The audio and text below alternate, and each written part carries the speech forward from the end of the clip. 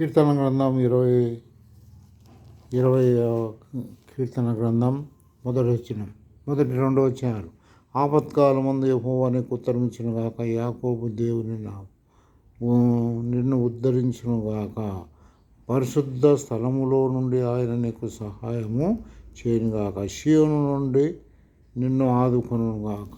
కాబట్టి సహోదర ఇక్కడ మరి కీర్తనకారుడు ఏమంటున్నాడు? కీర్తన గ్రంథము 21 వచనములో ఉత్తరమిచ్చు దేవుడు. యెర్మీయా 33:3 వచనములో నాకు మొరపెట్టుము నీకు ఉత్తరమిచ్చేదను అని దేవుని వాక్యం రాబడింది. ఎవరికి ఉత్తరం ఇచ్చాడు?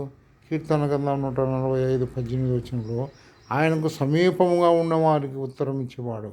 యెషయా గ్రంథం 38:3 వచనంలో ఆయన సన్నిధానంలో హిజ్కియా వెళ్ళి ప్రార్థన చేసినాడు, కన్నీటి ప్రార్థన చేసినాడు.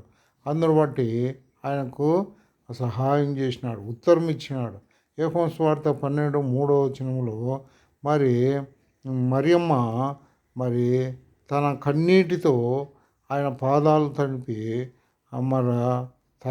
తల వెంట్రుకలతో పాదాలు తుడిచినట్టుగా మనం ఆమెకు సహాయం చేసినట్టుగా మనం చూడగలుగుతాం.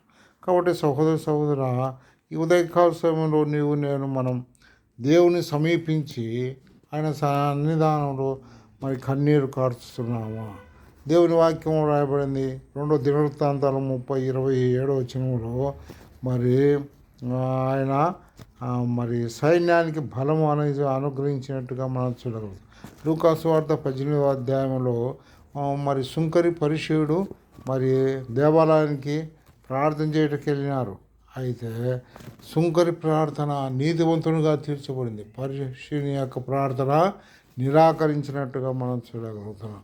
ఇంకా ఈ కీర్తన గ్రంథం 65 మొదటి 2 వచనాల్లో దేవుడు ప్రార్థన ఆలకించేవాడు.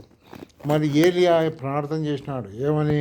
ప్రభా, ఇంత మటుకు నాకు చాలు, నా ప్రార్థన నన్ను తీసుకో ప్రభా అని ప్రార్థన చేశాను.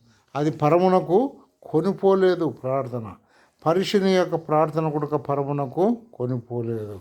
పేతురు యోహానులు అపోస్తల కార్యం 3:1 వచనంలో దేవాలయానికి వెళ్ళినారు. పేతురు యోహానుల ప్రార్థన దేవుడు ఆలకించి ఆ కుంటివారికి స్వస్థత అనుగ్రహించినట్టుగా మనం కొర్నేలి ప్రార్థన చేసినాడు. ఆయన ప్రార్థన కూడా పరమునకు కొనిపోబడినట్టుగా మనం చూడగలుగుతున్నాం. ఇంకా దేవుని వాక్యంలో మనం చూసినట్టయితే గొల్యాదు మీదకి దావీదు పోగలిగినాడు. అయితే దావీదుకు దేవుడే ప్రార్థన ఆలకించినాడు.